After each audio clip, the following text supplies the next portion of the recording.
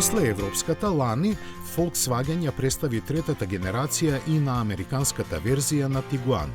Овој модел, кој од скоро нам ни е познат како Tayron и понатаму ќе се произведува во Мексико.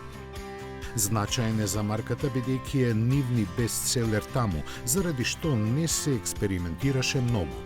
Сосема познатите линии сега се попривлечни за американските купувачи, на чиј вкус се додворува и со неколку значајни подобрувања на модернизираната кабина, во која има само 2 реда седишта.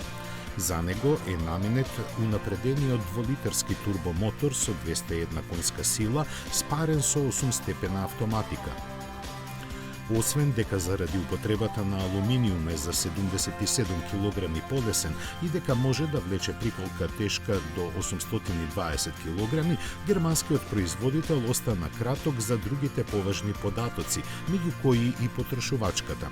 Опременоста е на ниво какво се очекува од возило со цена од околу $30,000. Volkswagen лани во Соединетите Американски држави има продадено 76,000 примероци од досегашниот Tiguan.